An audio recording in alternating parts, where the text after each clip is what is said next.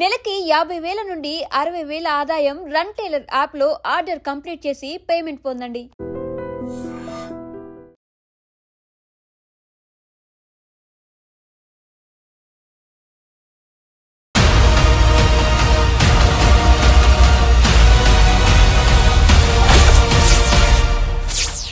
Welcome to crime victim.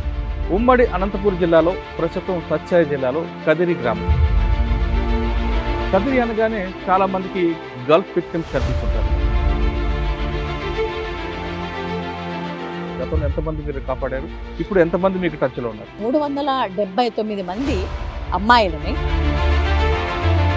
మాతో పాటే చాలా మంది అమ్మాయిలు అక్కడ ఉన్నారని రెస్క్యూ చేసిన తర్వాత 70% నైబర్ డిస్ట్రిక్ట్ అమ్మాయిలే మాకు దొరికారు. నిజంగానే కష్టాల నుండి వెళ్ళారా లేదా మోసపోయి వెళ్ళారు? 99% వాళ్ళు విల్లింగ్తో వెళ్ళిండేది కాదు. మీకు వేరే రకమైన జాబ్ చూపిస్తాము. లోకల్ బ్రోకర్స్ ట్రాప్ చేస్తున్నాం. చైన్ అన్నమాట, 3 రకాల చైన్ ఉంటుంది. ట్రాప్ చేసిన తర్వాత అనంతపూర్ లాంటి టౌన్ దగ్గరికి తీసుకొచ్చేవాడు లోకల్ బ్రోకర్ ఉంటాడు. ఇక్కడ నుండి ట్రైన్లో తీసుకువెళ్ళి ఇప్పుడు దందా నడుపుతున్నవాడు బయటికి రాడు. ఎందుకంటే ఒక సేటుకు 2-3 భార్యలు చేసుకుంటాడు. అందులో మీకు బాగా కదిలించిన కేసు చెప్పండి. మహేష్ బాబు సార్ 22 మంది అమ్మాయిలను తీసుకొస్తే వాళ్ళందరూ కూడా బిలో 25 years ఉన్నవాళ్ళు. దాంట్లో 18 years అమ్మాయిలు కూడా ఉన్నారు. అందరూ ఒక్కసారిగా మా మీద పడిపోయారు, కంట్రోల్ చేయలేకపోయారు. పోలీస్ స్టేషన్కి వచ్చి కంప్లైంట్ ఇస్తే మీరు ఎవ్వరూ కూడా పట్టించుకోలా. ఇప్పుడు మేమేమి అక్కడికి వచ్చి బ్రతకలేము. మమ్మల్ని బలవంతంగా తీసేపోయినా మమ్మల్ని ఎవరు ఇంట్లో వాళ్ళు తీసుకోరు, బయట వాళ్ళు మమ్మల్ని చిన్న చూపు చూస్తారు. 22 మందిలో టెస్ట్ చేపిస్తే 25 ఏళ్ల లోపల ఉన్న అమ్మాయిలకు 19 మందికి HIV పాజిటివ్. 20 మంది తీసుకొచ్చి కింద సెల్లాలో పడుకోబెట్టడం, అవును, భోజనం ఘోరంగా ఉంటుంది. ఎలా అటువంటి సీన్స్ ఎలాంటి సీన్స్ చూసారు? చాకలి పని చేస్తున్న ఒక ఉమెన్ వచ్చింది. ఆమె వచ్చి, మేడం నాకు చాలా అన్యాయం జరిగిపోయింది, నన్ను నా భర్తే ఢిల్లీకి అమ్మేశాడు, నాకు 2 పిల్లలు ఉండేవాళ్ళు, ఆ పిల్లల్ని ఎక్కడ వదిలేరో కూడా తెలియదు, వేరే పెళ్లి చేసుకుని ఉండిపోయినాను. అక్కడికి వెళ్ళిన తర్వాత నరకం చూశాను. ఆ గాయాలని నాకు చూపించింది. ఒక్కొక్కడు ఒకలాగా వస్తాడు, సిగరెట్లతో ఒళ్ళు మీద కాల్చుంటాడు. ఇంకొకడు గోళ్ళు పెంచుకొని నేను ఎందుకు బ్రతికినానా అనిపిస్తుంది. దారుణమైన పరిస్థితి ఎవరికి రాదు. అటువంటి ఇంకా మీకు ఎదురయ్యా? చాలా. వ్యభిచారం పేరుతో ఇంకొక రకంతో అని మన చుట్టూ నడుస్తున్నది ఎంతుంది అంటే వీళ్ళందరూ విల్లింగ్తో చేయడం లేదు. వాళ్ళకి ఆల్టర్నేటివ్ లైవ్లీహుడ్స్ లేక సెక్స్ వర్క్ ఒక పైకి నడుస్తుంటే వాళ్ళు విల్లింగ్తో చేస్తున్నారు అన్నారు. వీళ్ళు ఎక్స్ప్లాయిటేషన్ చేస్తున్నదే. రీసెంట్గా రామగిరిలో ఒక అమ్మాయి మీద 13 సంవత్సరాల నుండి ఆ అమ్మాయికి 15 సంవత్సరాలు, ఇప్పుడు 8 నెలల ప్రెగ్నెన్సీ, 14 మంది ఘోరంగా ఆ అమ్మాయిని వీడియోలు తీసి ఇట్లాంటి ప్రతిరోజు డే బై డే జరుగుతుంది. ఇటీవల కాలంలో మీకు ఎవరైనా ఆ విధంగా చిక్కుకొని మీతో మాట్లాడడం కానీ, మాకు కాపాడనంటూ వీడియో కానీ ఆడియో కానీ పంపారా? దయచేసి మీ పుణ్యం ఉంటుంది మేడం, నాకు ఒక మెసేజ్ పెట్టండి మేడం. అవునమ్మా, ఇట్లా ఉంటుందంటే మేము చాలా ఇదిలో ఉన్నాం మేడం, ఒక హెల్ప్ చేయండి మేడం ప్లీజ్. మీకు కాల్ పట్టుకుంటాను, ఒక్కసారి హెల్ప్ చేయండి మేడం దయచేసి. Welcome to crime victims. ఉమ్మడి అనంతపురం జిల్లాలో ప్రస్తుతం సత్సాయి జిల్లాలో కదిరి గ్రామం. కదిరి అనగానే చాలా మందికి గల్ఫ్ విక్టిమ్స్ కనిపిస్తుంటారు. ఇక్కడ నుంచి అమ్మాయిలను ఉద్యోగాల పేరు మీద తీసుకెళ్లడం, ఢిల్లీ, అదేవిధంగా పూణే, భివాండి ప్లేసుల్లో అమ్మేయడం, అక్కడ నుండి వాళ్ళతో వ్యభిచారం చేయించడం, ఇటువంటి స్టోరీస్ చాలా చూసాం. కారణం కదిరికి కొంత కరువు ప్రాంతం అవడం, ముఖ్యంగా రైల్వే ట్రాక్ దగ్గరగా ఉండడం. అంటే ఇటు బొంబాయి వెళ్ళాలన్నా, చెన్నై వెళ్ళాలన్నా రైల్వే ట్రాక్ ఉండడంతో కొంతమంది అమ్మాయిలను తీసుకెళ్ళి అమ్మేస్తారు. కానీ తర్వాత పత్రికలో, మీడియాలో, ముఖ్యంగా ఐ డ్రీమ్ లాంటి ఛానల్స్లో దీని మీద స్టోరీలు, వరుస కథనాలు రావడంతో ఒకవైపు దాతలు ముందుకు వచ్చారు.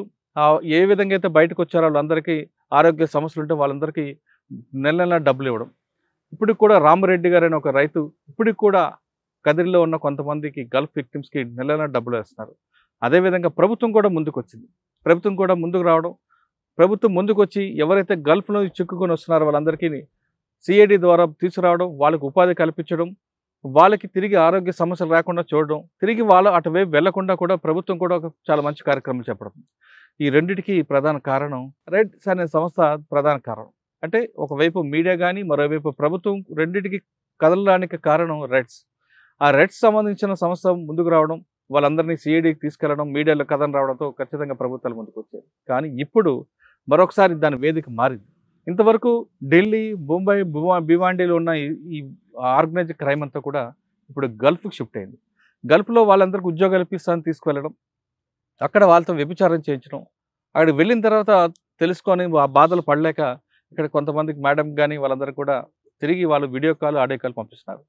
అటువంటి సంఘటనలు ఎలా జరిగాయి, ఇప్పటి వరకు రెడ్ సంస్థ ఎంతమంది కాపాడారు, తిరిగి వాళ్ళు ఈ రూపం మార్చుకొని ఏ విధంగా గల్ఫ్కి వెళ్ళి యువతల్ని, మహిళల్ని మోసం చేస్తున్న విషయాన్ని మనతో మాట్లాడడానికి భానుజ మేడం ఉన్నారు. ఆమె తెలుసుకుంటాం. మేడం నమస్తే అండి. నమస్తే. ఫస్ట్ మీరు దాదాపు ఒక 10 సంవత్సరాల నుంచి ఈ కార్యక్రమం చేపట్టారు.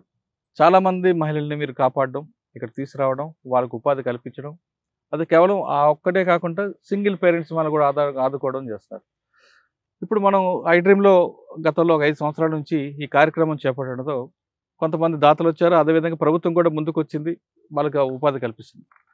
కానీ ఇప్పుడు రూపం మారింది. ఆ రూపం ఏ విధంగా మారింది, ఏ విధంగా వాళ్ళని తిరిగి మోసాలు చేస్తున్నారు, అటువంటి ఆ గల్ఫ్లోకి వెళ్ళి వాళ్ళు ఎలాంటి మోసపోయారో వాళ్ళు మీకు ఏ విధంగా సమాచారం అందిస్తున్నారు ఒకసారి చెప్పండి. గతంలో ఒకసారి చెప్పండి, గతంలో ఎంతమంది మీరు కాపాడారు, ఇప్పుడు ఎంతమంది మీకు టచ్లో ఉన్నారు? గతంలో అంటే ప్రతిసారి కూడా 2006 నుండి 2014 వరకు కూడా సిబిసిఐడి ఆధ్వర్యంలో మొత్తం డిపార్ట్మెంట్ అంతా కూడా ఉమ్మడి రాష్ట్రంగా ఉన్నప్పుడు రెస్క్యూ ఆపరేషన్స్ కంటిన్యూగా 7 times చేయడం జరిగింది. ఆ 7 times రెస్క్యూ ఆపరేషన్లో కూడా ఏంటంటే ఎవరైతే మా కౌన్సిలింగ్ సెంటర్కి వచ్చి వాళ్ళ అమ్మాయిలు ఇట్లా మోసపోయినారని మన దగ్గర కంప్లైంట్ ఇచ్చినప్పుడు ఇమీడియట్లీ సిఐడి దగ్గర పోలీస్ డిపార్ట్మెంట్లో చేసి సచివారెంట్ తీసుకొని ఢిల్లీ, బాంబే, పూణే అంటే మహేష్ భాగవత్ సార్ లాంటి వాళ్ళు, ఉమాపతి సార్ లాంటి వాళ్ళ సపోర్ట్తో చేయడం జరిగింది. అప్పుడు 379 మంది అమ్మాయిలని అక్కడ నుండి రెస్క్యూ చేసి తీసుకురావడం జరిగింది. వాళ్ళలో సచివారెంట్ తీసుకోవడము, ముందుకొచ్చి వాలంటరీగా మాతో పాటే చాలామంది అమ్మాయిలు అక్కడ ఉన్నారని విక్టిమ్స్ చెప్పి దానికి ఉపయోగపడింది. కానీ రెస్క్యూ చేసిన తర్వాత 70% నైబర్ డిస్టిక్ అమ్మాయిలే మాకు దొరికారు. కదిరి పేరు ఎందుకు వచ్చిందంటే ఎక్కువ కదిరిలో వాళ్ళు విల్లింగ్ చూపించి నాతో పాటే చాలా మంది అమ్మాయిలు అక్కడ నలిగిపోతున్నారు, వాళ్ళని బయటికి తీసుకురావాలా, వీళ్ళే బేస్ డిపార్ట్మెంట్, పోలీస్ డిపార్ట్మెంట్కి కానీ మాకు కానీ ప్రభుత్వానికి కానీ. వాళ్ళు వచ్చి కంప్లైంట్ ఇవ్వకపోతే వీళ్ళు సచివారెంట్ తీసుకుంటే కూడా అవకాశం ఉండదు లీగల్గా. కాబట్టి వీళ్ళు ఎక్కువ ఎఫ్ఐఆర్లు అన్నీ కూడా కదిరిలో అయినాయి కాబట్టి కదిరి పేరు ఎక్కువ వచ్చింది. రెస్క్యూ చేసినప్పుడల్లా వచ్చింది మనకి నైబర్ డిస్టిక్, చిత్తూరు, కడప, కర్నూలు కూడా, కొంతమంది ఖమ్మం కూడా వచ్చినారనమాట. నిజంగానే కష్టాల నుండి వెళ్ళారా లేదా మోసపోయి వెళ్ళారండి? 99% వాళ్ళు విల్లింగ్తో వెళ్ళిండేది కాదు. మీకు వేరే రకమైన జాబ్ చూపిస్తాము, వాళ్ళు అంటే సింగిల్ పేరెంట్ ఎవరున్నారు, చాలా poorest of the poor families, వీళ్ళందరినీ కూడా ఆ లోకల్గా ఉన్న వాళ్ళే లోకల్ బ్రోకర్స్ ట్రాప్ చేస్తున్నారు. ఈ చైన్ అనమాట, 3 రకాల చైన్ ఉంటుంది. ఈ ట్రాప్ చేసిన తర్వాత అనంతపూర్ లాంటి టౌన్ దగ్గరికి తీసుకొచ్చేవాడు లోకల్ బ్రోకర్ ఉంటాడు, ఇక్కడ నుండి ట్రైన్లో తీసుకువెళ్ళి పోయేవాడు వేరేగా ఉంటాడు, అక్కడ నుండి ఢిల్లీ, బాంబే, బ్రోతలో తీసుకుపోయేవాడు, అక్కడ దందా నడుపుతున్నవాడు బయటికి రాడు. ఎందుకంటే ఒక సేటుకు 2-3 భార్యలను చేసుకుంటాడు. ఒక్కొక్క దగ్గర ఒక ఇది భీవండిలో కానీ ఢిల్లీలో కానీ తర్వాత వాళ్ళు ఒక గరవాలిని పెడతారు. ఆ గరవాలి పెళ్లి చేసుకొని ఒక 10 మందిని బ్రోతల హౌస్ నడుపుతుంటుంది. ఇట్లాంటిది 3 స్టెప్పుల్లో ఇది నడుస్తుంది అనమాట. వీళ్ళందరినీ తీసుకొచ్చి అరెస్ట్ చేయడం. చాలా మందిని రెస్క్యూ చేస్తారు కదా మీ ఇచ్చిన సమాచారంతో. అందులో మీకు బాగా కదిలించిన కేసు చెప్పండి ఒకటి, ఇంత దారుణంగా ఉంటారా అని. ఫస్ట్ అంటే 2-3 రెస్క్యూ ఆపరేషన్ చేసినప్పుడు చాలా సమస్యలు ఎదుర్కొన్నాం. అక్కడున్న లోకల్ పోలీసులు సహకరించకపోవడం ఇదంతా. ఒక మహేష్ భాగవత్ సారు, సునీత మేడము, మేము వెళ్ళినప్పుడు ఇక్కడ సుమతి భీవండిలో రెస్క్యూ చేస్తే అక్కడ 22 మంది అమ్మాయిలు తీసుకొస్తే వాళ్ళందరూ కూడా బిలో 25 years ఉన్న వాళ్ళు, దాంట్లో 18 years అమ్మాయిలు కూడా ఉన్నారు. వాళ్ళ ఏంటంటే తీసుకొస్తే అందరూ ఒక్కసారిగా మా మీద పడిపోయారు, కంట్రోల్ చేయలేకపోయినాం. ఎందుకు అంటే మా వాళ్ళు చాలామంది మేము మిస్ అయినామని పోలీస్ స్టేషన్లకు వచ్చి కంప్లైంట్ ఇస్తే మీరెవ్వరూ కూడా పట్టించుకోలా. ఇప్పుడు మేమేమి అక్కడికి వచ్చి బ్రతకలేము, మమ్మల్ని బలవంతంగా తీసకపోయినా మమ్మల్ని ఎవరు ఇంట్లో వాళ్ళు తీసుకోరు, బయట వాళ్ళు మమ్మల్ని చిన్న చూపు చూస్తారు అని చాలా గోల చేశారు. కరెక్ట్ అని తీసుకొస్తే 22 మందిలో టెస్ట్ చేపిస్తే 25 ఏళ్ళ లోపల ఉన్న అమ్మాయిలకు 19 మందికి HIV పాజిటివ్. అయ్యో మా లైఫ్ ఇప్పుడు ఏం చేస్తారు మీరు అని అడిగారు. నిజంగానే సమాధానం అవును. లేదు ప్రభుత్వం దగ్గర, మా దగ్గర. కొంతమంది అమ్మాయిలకి వాళ్ళ పేరెంట్స్తో మాట్లాడి చేయడం జరిగింది, కొంతగా గవర్నమెంట్ నుండి సపోర్ట్ ఇచ్చి చేయడం జరిగింది. కానీ ఇప్పుడు కూడా మార్నింగ్ కూడా ఒక అమ్మాయి నాకు అక్కడ నుండి, నాకు ఆమె ఇదైందని తెలియదు, గాలివీడిలో ఒక అమ్మాయి అప్పుడు తీసుకొచ్చిన తర్వాత ఇప్పుడు పిల్లలతో పెళ్లి చేసుకొని తను ఆరోగ్యంగానే ఉంది, ఒక సమైక్యకు లీడర్గా ఉంటుంది, డైరీ ఫామ్ నడుపుతుంది. మేడం నన్ను మర్చిపోయినారా మీరు, సోన్సో నా పేరు, అప్పుడు మీరు రెస్క్యూ ఆపరేషన్లో నిన్ను బాగా తిట్టిండేది నేనే, ఎందుకు మా జీవితాలు ఇట్లా చేస్తారు, అప్పుడు ఎవరు పట్టించుకోలే, మేము రామన్నాము, ఇక్కడ మీరు ఇచ్చిన సపోర్ట్ వల్ల నేను ఇప్పుడు ఇంత మంచి లీడర్గా ఎదిగాను, మీరు ఖచ్చితంగా మా ఇంటికి రావాలా అని చెప్పని ఫోన్ చేసింది. ఇట్లాంటి వాళ్ళు కూడా ఉన్నారు. అంటే ఈ విధంగా అభినందనలు వేరేగా ఉంటాయండి. కానీ ఆ కేస్ స్టడీస్లో వాళ్ళు చెప్పుంటారు మీకు చాలా విషయాలు, చాలా ఎందుకంటే 20 మందికి తీసుకొచ్చి కింద సెల్లాలో పడుకోబెట్టడం, అవును, భోజనం సరిగ్గా ఘోరంగా పెట్టకపోవడం. ఉంటుంది. ఎలా అటువంటి సీన్స్ ఎలాంటి సీన్స్ చూసారు మీరు? ఫస్ట్ అంటే ఈ పనిలో దిగడానికే చేసిండేది ఏమంటే, మా కౌన్సిలింగ్ సెంటర్కి ఒక చాకలి పని చేస్తున్న ఒక ఉమెన్ వచ్చింది. ఆమె వచ్చి, మేడం నాకు చాలా అన్యాయం జరిగిపోయింది, నన్ను నా భర్తే ఢిల్లీకి అమ్మేశాడు, నాకు 2 పిల్లలు ఉండేవాళ్ళు, ఆ పిల్లల్ని ఎక్కడ వదిలేరో కూడా తెలియదు, వేరే పెళ్లి చేసుకుని ఉండిపోయినాడు. నేను వెళ్లే ముందు బ్రోకర్తో చెప్పిన విషయం ఏంటంటే, ఢిల్లీలో ఇంటి పని చేయడానికి మనకు అప్పులు చాలా ఉన్నాయి, అవి తీరుతాయి అంటే నేను ఒప్పుకొని వెళ్ళిపోయినా. అక్కడికి వెళ్ళిన తర్వాత నరకం చూశాను నేను. ఆమెతో 1 to 1 మాట్లాడి బాడీ మ్యాప్ వేయించిన. ఆ బాడీ మ్యాప్ వేసినప్పుడు ఇది 2003వ సంవత్సరంలో 2003లో తీసుకున్న నిర్ణయం నేను ఈ పని చేయాలని. ఆ బాడీ మ్యాప్లో వేసినప్పుడు ఆమెతో బాడీ మ్యాప్ అంటే ఏంటంటే, ఆమె బొమ్మ గీస్తూ ఎక్కడెక్కడ ఆమె శరీరం మీద గాయాలు ఉన్నాయి, ఎందుకైనా ఆ గాయాలని వేపించారు. అప్పుడు ఆమె ఆ గాయాలని నాకు చూయించింది. ఒక్కొక్కడు ఒకలాగా వస్తాడు, సిగరెట్లతో ఒళ్ళు మీద కాల్చింటాడు, కాలుస్తూ వాడు నన్ను ఎంజాయ్ చేస్తాడు, నేను శవంలాగా పడుకొని ఉండాలి. ఇంకొకడు గోళ్ళు పెంచుకొని చాలా చిరాకుగా అంటే రేట్ ఉంటుంది, 50 రూపాయల నుండి 500 వరకు ఉంటుంది రేటు ఒక్కొక్కరికి. అట్లా వచ్చినప్పుడు ఆ కాలిన శరీరం మీద ఆ గోళ్ళతో నా మీద పడినప్పుడు నేను ఎందుకు బ్రతికినానా అనిపిస్తుంది. అది నన్ను కదిలించింది. తర్వాత ఈ పని చాలా ఎంత కష్టమైన, దీనికోసం నాకు పెద్దగా ఇప్పటి వరకు కూడా హ్యూమన్ ట్రాఫికింగ్ మీద పనిచేయడానికి ప్రత్యేకమైన నిధులు కానీ దీనికి సంబంధించలేదు. నా దగ్గర పనిచేస్తున్న వేరే వేరే రంగాల్లో పనిచేస్తున్న వాళ్ళందరికీ కూడా ఇట్లాంటి కేస్ స్టడీలు చెప్పి ఈ పని మనం చేయాలి. అందుకే కౌన్సిలింగ్ సెంటర్ ఇప్పటి వరకు కూడా కదిరిలో నడుపుతున్నాము. ఇక్కడ కూడా కేసులు అనంతపురకు వస్తే కూడా అనంతపురం వస్తాయి, ఎందుకంటే అనంతపురకు రావాల్సింది కూడా మీకు తెలుసు, గతంలో నా ఇల్లు బ్రోకర్స్ బయటకు వచ్చి తగలబెట్టేశారు, నాకు ఎవరు ఇల్లు ఇవ్వలేదు. దానికోసమని అనంతపురకు షిఫ్ట్ అయ్యి దీనికి చైల్డ్ మీద, ఇట్లాంటి వ్యవసాయం మీద, రైతు ఆత్మహత్యలు, ఎందుకంటే కారణం అదే. ఎవరైతే సింగిల్ ఉమెన్ ఉన్నారో, ఎవరైతే వనరబిలిటీ కమ్యూనిటీ ఇమీడియట్లీ ట్రాప్ చేసి వాళ్ళు నమ్మేస్తున్నారు, ఫస్ట్ ఇక్కడ పనిచేయాలి అనేది కొంచెం వాళ్ళ జీవనోపాధుల మీద కూడా పనిచేయడం అనేది జరిగింది. దాంతో తీసుకున్నది ఇది కంటిన్యూగా ఇప్పటి వరకు కూడా కంటిన్యూ చేయడం. 2003లో కేస్ స్టడీ చెప్పారు, బాడీ మ్యాప్ అనేది చాలా అంత దారుణమైన పరిస్థితి ఎవరికి రాకూడదు. అటువంటి ఇంకా మీకు ఎదురయ్యా? చాలా అమ్మాయిలు కదిలిస్తే భివండి లాంటి ప్లేస్ చూసారు, భివండి తర్వాత అదొక్కటే కాదు, దాంతో పాటు అక్కడ వ్యభిచారం పేరుతో ఇంకొక రకంతో కమర్షియల్గా చేయడానికి ఇక్కడ నుండి పోయిన వాళ్ళు నడుస్తుంది. కానీ మన చుట్టూ నడుస్తున్నది ఎంత ఉంది అంటే, వీళ్ళందరూ విల్లింగ్తో చేయడం లేదు, వాళ్ళకి ఆల్టర్నేటివ్ లైవ్లీహుడ్స్ లేక సెక్స్ వర్క్ ఒక పైకి నడుస్తుంటే వాళ్ళు విల్లింగ్తో చేస్తున్నారు అన్నారు, వీళ్ళు ఎక్స్‌ప్లాయిటేషన్ చేస్తున్నదే అది. దీంతో పాటు అంతకన్నా ఘోరంగా పిల్లల మీద జరుగుతున్న అఘాయిత్యాలు. రీసెంట్గా రామగిరిలో ఒక అమ్మాయి మీద 14 మంది 13 సంవత్సరాల నుండి, ఆ అమ్మాయికి 15 సంవత్సరాలు, ఇప్పుడు 8 నెలల ప్రెగ్నెన్సీ, అది మొత్తం అన్ని మీడియాలో కూడా కవర్ అయింది. 14 మంది ఘోరంగా ఆ అమ్మాయిని వీడియోలు తీసి రేప్ చేయడం అనేది ఇదేమనాలా? ఇట్లాంటి ప్రతిరోజు డే బై డే జరుగుతున్నాయి, ఇవి బయటకు వస్తున్నాయి కానీ ఉన్నాయి, బయటికి రాని చాలా ఉన్నాయి, ధైర్యం చేసేలే ఉన్నాయి. ఎవరైతే వనరబిలిటీ కమ్యూనిటీ ఉన్నారో, సింగిల్ ఉమెన్ ఉన్నారో, ఎవరైతే అమాయకంగా ఇన్నోసెంట్ ఉన్నారో వాళ్ళని ట్రాప్ చేస్తున్నారు. ఇన్ని చట్టాలు ఉన్నా, ఇంతమంది పని చేస్తున్నా కూడా దీన్ని ఎక్కడ ఆపలేకపోతుంది. రకరకాలైన హింస ఉంది. మీరు చాలా కేసులు చూస్తారు కదా మేడం, వాళ్ళతో మీరు 1 to 1 మాట్లాడారు అంటున్నారు. వచ్చిన 50 రూపాయలు కానీ 100 రూపాయలు కానీ 500 కానీ నేరుగా ఆమెకే వస్తుందా? అందులో మధ్యలో దళారులు తినిన తర్వాత ఆమె చేతికి ఎంత వస్తుంది? ఆమె శరీరం మీద ఎంతమంది బతుకుతున్నారు?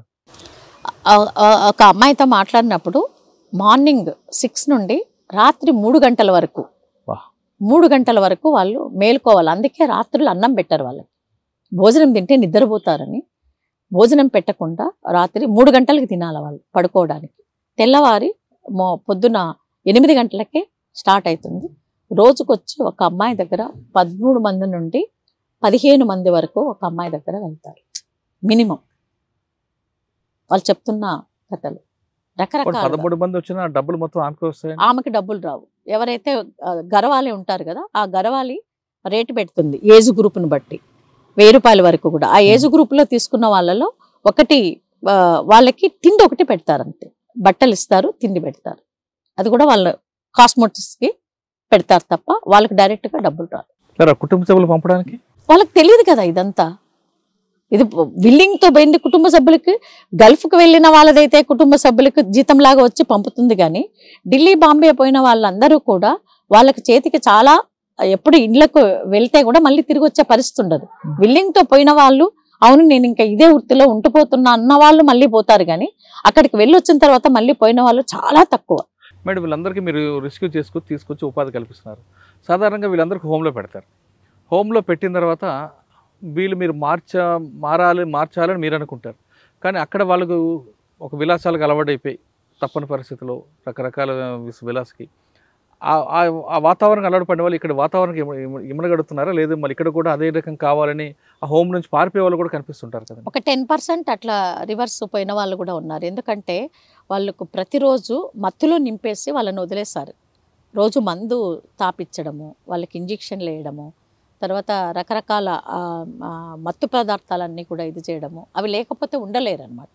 అట్లా అయిన వాళ్ళని మీరు ఎలా మారుస్తున్నారు? అలా వాళ్ళ మెల్లమెల్లగా వాళ్ళకి ట్రీట్మెంట్ కూడా ట్రోమా కౌన్సిలింగ్తో పాటు వేరువేరుగా కౌన్సిలింగ్ అంటే గవర్నమెంట్ నుండి కూడా చేయాలి. అది పెద్ద ఎత్తున వాళ్ళు వచ్చి మారిన తర్వాత వాళ్ళ ఫ్యామిలీతో రీఇంటిగ్రేషన్ చేయడం అనేది. వాళ్ళ పిల్లలు ఉంటారు, పేరెంట్స్ ఉంటారు, వాళ్ళకి నచ్చ చెప్పడం. హస్బెండ్ ఉంటే ఇంకా పూర్తిగా వదిలేయడం కూడా జరిగింది చాలామంది.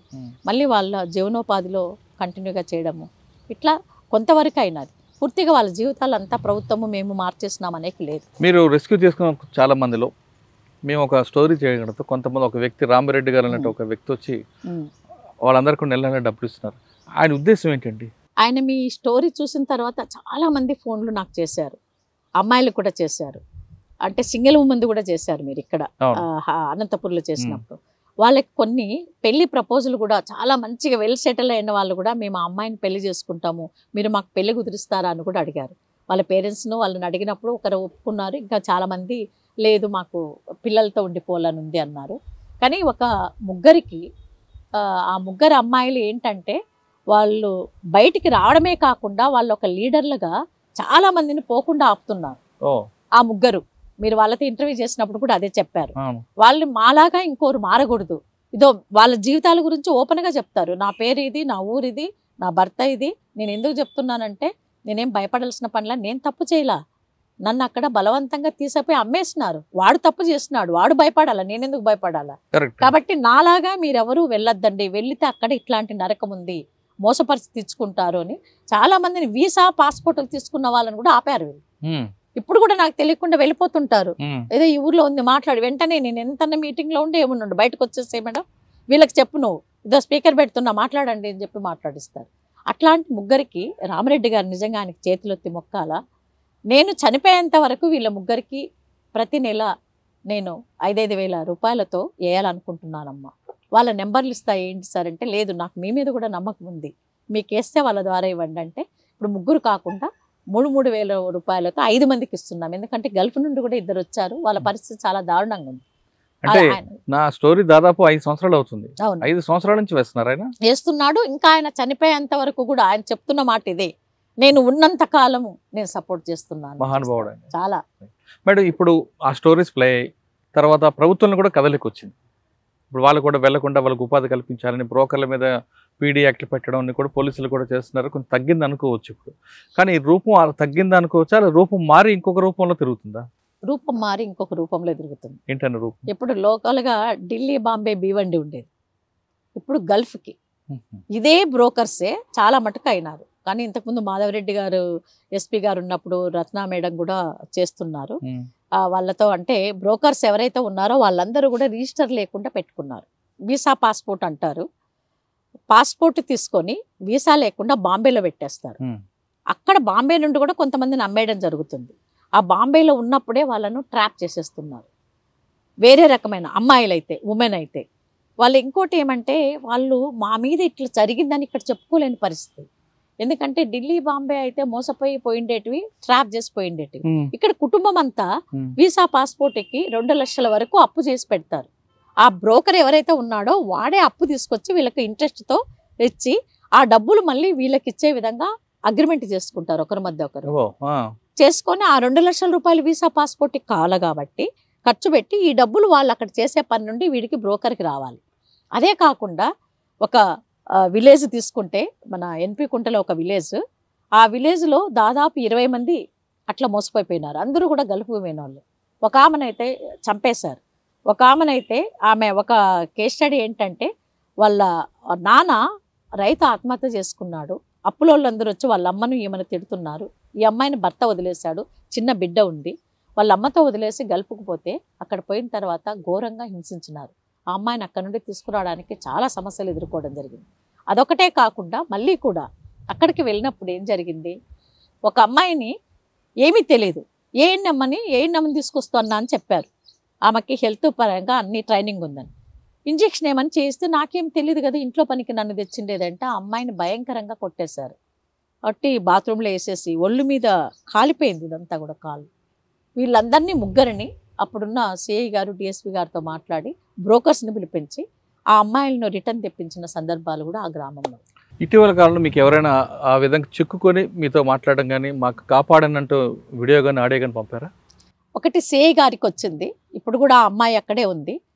ఇంకోటి వీడియో చేస్తూ ఎక్కడో నారా లోకేష్ గారు ఇంతకుముందు ఇద్దరిని పిలిపించారు. అది కూడా కదిరికి సంబంధించిన అమ్మాయే, కదిరి నిజాములి కాలనీకి సంబంధించి చేస్తున్న అమ్మాయే.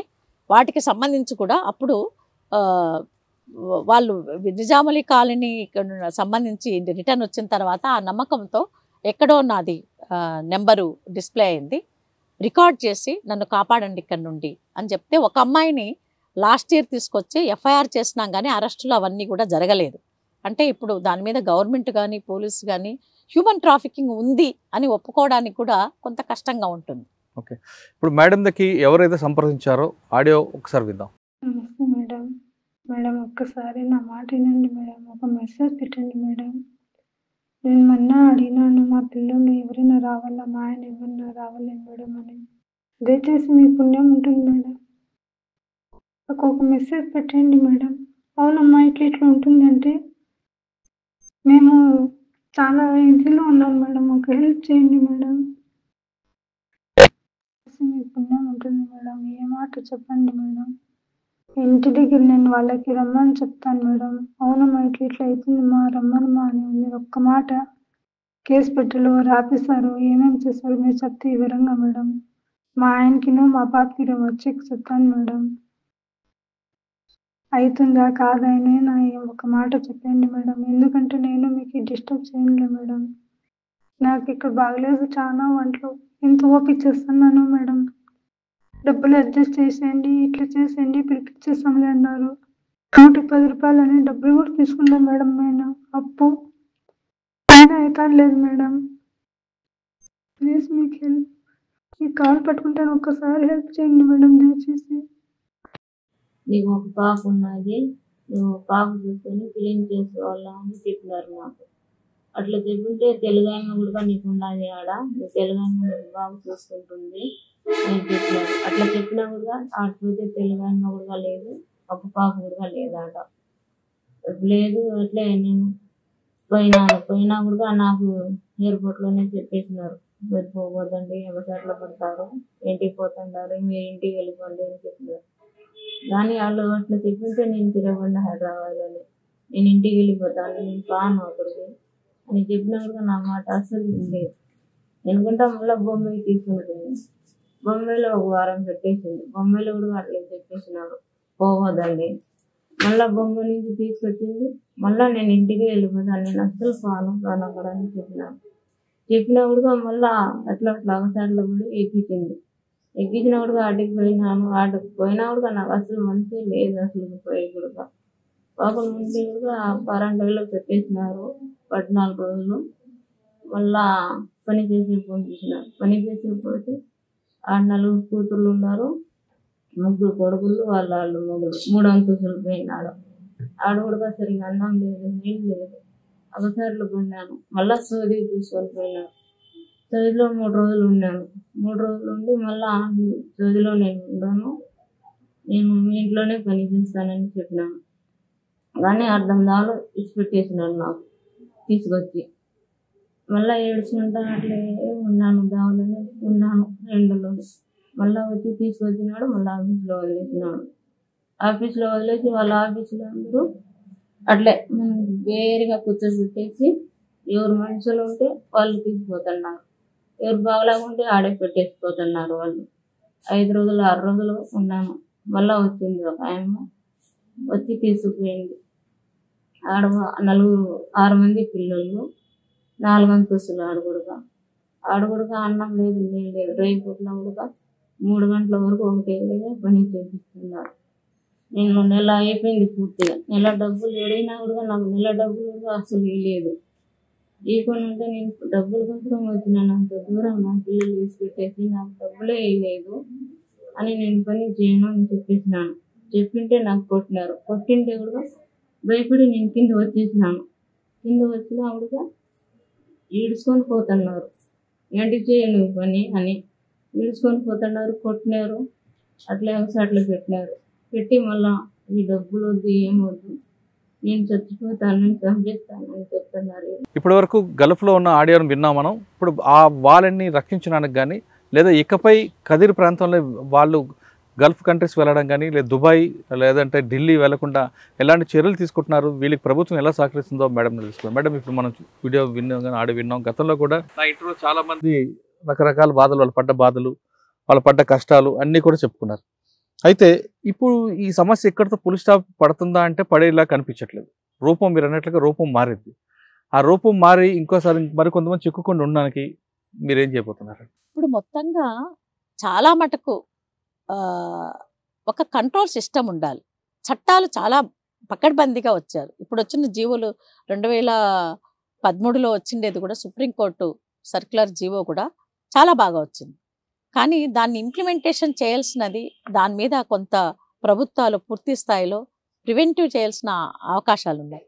ఒకటి ఏం చేయొచ్చు అంటే, ఎవరైతే పాస్పోర్టు ఇక్కడ చేయించడానికి రిజిస్టర్ అయ్యి పెట్టుకున్నవి, వాళ్ళు ఏమీ లేకుండా ఫేక్ బ్రోకర్స్ ఒక ఆఫీస్ పెట్టుకొని పాస్పోర్టులు చేస్తున్నామంటారు, వాళ్ళందరినీ కూడా పిలిపించి ఎవరే కానీ ఇక్కడ నుండి, అంటే అది కదిరి డివిజన్ లెవెల్లో అయినా కూడా డిఎస్పీ సిఐ స్థాయిలో ఎవరైతే పాస్పోర్టులు చేయించుకుంటారో వాళ్ళ పోలీస్ స్టేషన్లో రిజిస్టర్ చేసి ఎక్కడికి పంపుతున్నాడు, ఈమె ఎక్కడ ఏ ఇంట్లో అడ్రస్ ఇస్తున్నారు అనేది కన్నా ఒక కంట్రోల్ సిస్టమ్ కన్నా పెట్టగలిగితే, వాళ్ళు అక్కడ సేఫ్గా నిజంగానే వాళ్ళు లైవ్లీహుడ్స్ కోసం ఇబ్బంది ఉంటే ఇమీడియట్లీ వీళ్ళను అప్రోచ్ అయ్యే విధంగా కన్నా చేయగలిగితే, అక్కడున్న సైబర్ యూనిట్ మన దీంట్లో ఉన్న సైబర్ పోలీస్ నుండి కూడా దీన్ని కంట్రోల్ చేయడానికి ఒక సిస్టమ్ ఏర్పాటు చేయాల్సిన అవసరం అయితే ఉంది. ఫైనల్గా చెప్పండి, ఇటువంటి సంఘటనలు మీకు ఇంకా బాగా కదిలించిన కేసు స్టడీ చాలా చూసుంటారు.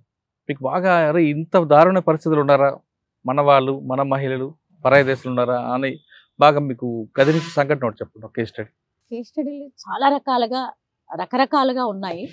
ఇంకొకటి ఏమంటే 14 years అమ్మాయి 7th క్లాస్ చదువుతున్నప్పుడు, సింగిల్ పేరెంటే, వాళ్ళ పేరెంట్ కూడా హోటల్లో పనిచేస్తుంటే వాళ్ళ మదర్తో పాటు ట్రాప్ చేసే ఆ అమ్మాయిని మత్తుమంది ఇచ్చి తీసుకెళ్లారు. పోయిన తర్వాత ఆ అమ్మాయి ఎక్కడ పోయిందో కూడా తెలియదు. అయితే నేను ఢిల్లీ రెస్క్యూ ఆపరేషన్కి పోయినప్పుడు అక్కడున్న మీడియా పర్సన్, ఆంధ్రజ్యోతి అనుకుంటా, నేను నా విజిటింగ్ కార్డ్స్ ఇచ్చాము.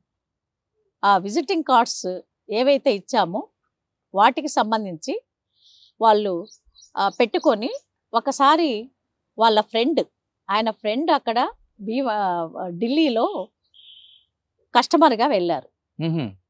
వెళ్తే ఆ అమ్మాయి కాళ్ళు పట్టుకొని ఏడుస్తూ నాదో మా అమ్మ వాళ్ళ నెంబర్ ఇది, నాది కదిరి, నన్ను కాపాడండి, నా ఒళ్ళును ఏమైనా చేసుకోండి, నన్ను ఎవరో తీసుకొచ్చి ఇక్కడ అమ్మేశారు, నేను మా అమ్మతో బోల్లా, సో మా అమ్మ హోటల్లో ఇట్లా ఉంటుంది, ఆమె పేరు ఇది, ఆమె వీధి ఇది నా అమ్మాయి ఆ అబ్బాయికి చెప్పింది.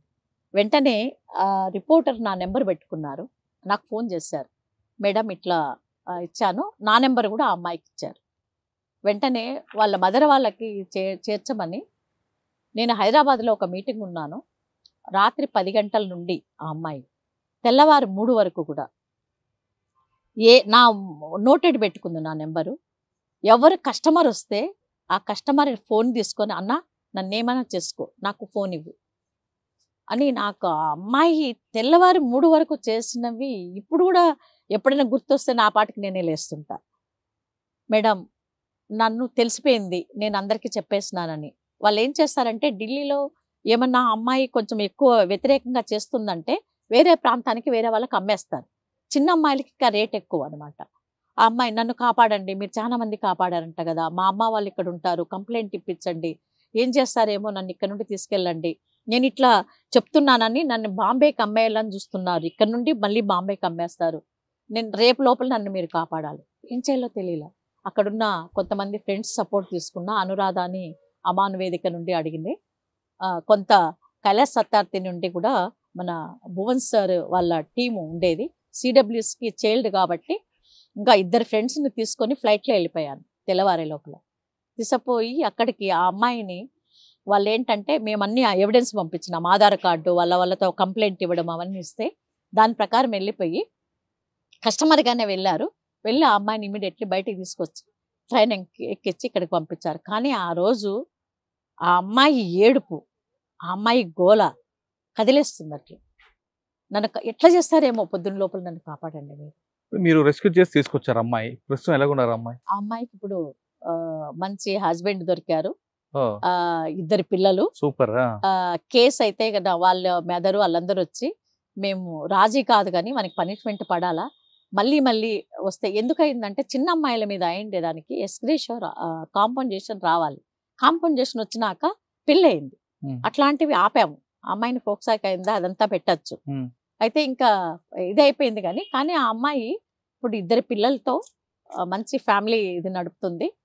నాకు గుర్తుండదు, నా బర్త్డే అమ్మాయి గుర్తు పెట్టుకుని బర్త్డే విషెస్ చెప్పి పిల్లలతో పాటే అమ్మమ్మ అని మాట్లాడిస్తుంది పిల్లలతో. నాతో ఇప్పుడు అది చాలా అట్లాంటివి నాకు కదిలించిన ఆ సంతోషాన్ని కూడా అట్లే ఇచ్చే విధంగా ఉన్నాయి. కదిరిలో హ్యూమన్ ట్రాఫిక్ అనేది రూపం మార్చింది అంటున్నారు బానుజ మేడం. గతంలో ఢిల్లీ, పూణే, భివాండి నుండి ప్రస్తుతం గల్ఫ్కు మారింది. గల్ఫ్కు ఉద్యోగాల పేరు ఎప్పుడైనా తీసుకెళ్ళడం, అక్కడికి వెళ్ళిన తర్వాత వాళ్ళకి వ్యభిచార కోపంలో దింపి నరక యాతన చెప్తున్నారు అంటున్నారు బానుజ గారు. ఇప్పుడు మనం విన్న 2 వీడియోలు కూడా అక్కడి నుంచి వచ్చాయి. వాళ్ళు కూడా బయటికి తీసుకురావడానికి, ఆ కోపం నుంచి బయటికి లాగడానికి కూడా మేడంతో పాటు ప్రభుత్వం కూడా కదిలింది. ఇప్పటికైనా సరే ఉద్యోగాల పేరు విదేశాలకు వెళ్ళేవారు ఖచ్చితంగా మీరు పక్క ప్లాన్తో లోకల్ పోలీస్కి ఇంటిమేట్ చేసి వెళ్ళండి. అంతేగాని అక్కడ ఉద్యోగాల పేరిట వెళ్ళి డబ్బులు సంపాదిద్దామని కానీ వెళ్ళినా ఇటువంటి ఇబ్బందులు పడతారంటూ బాణజవాడ చెప్తున్నారు. అంతేకాకుండా కదిరి ప్రాంతంలో ఉన్న బ్రోకర్స్ అందరినీ కూడా పూర్తిగా మానిటరింగ్ చేయాలి. వాళ్ళు ఎవరికి పంపిస్తున్నారు, నిజంగా వాళ్ళు పంపినప్పుడు వీళ్ళకున్న స్కిల్ ఏంటి అనే విషయాన్ని చూసి పంపితే వీళ్ళు ఒక భయం ఉంటుంది, దళారు వ్యవస్థను అరికట్టొచ్చు అంటూ ఆమె సలహా ఇస్తున్నారు. ఇది కదిరిలో జరుగుతున్న మానవ అక్రమ రవాణాపై బానుజ గారితో ఎక్స్ప్లెయిన్. వచ్చే వారం మరో ఇష్యూలో మళ్ళీ కలుద్దాం. అంతవరకు నమస్తే. Thank you very much. Thank you madam. Thank you sir. iDreams, this police diaries is something very, very valuable towards that. I must really appreciate Murali, your insights. iDreams founder and CEO Chinna Vasudev Reddy gartoni Muralidhar crime stories చాలా famous అయిపోయినావు.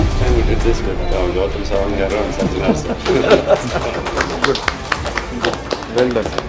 Congratulate him for doing so well, and I congratulate him, his boss also, for doing so well.